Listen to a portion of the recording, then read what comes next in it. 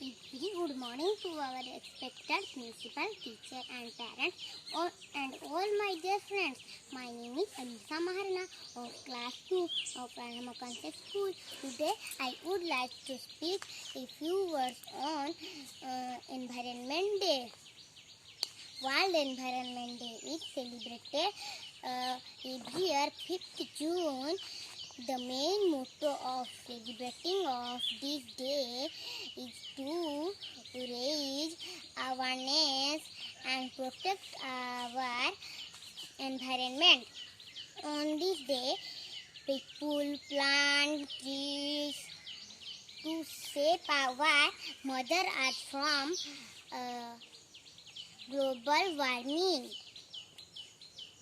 Trees are very useful for us. They give us many things like oxygen, fuel, fruit, medicines.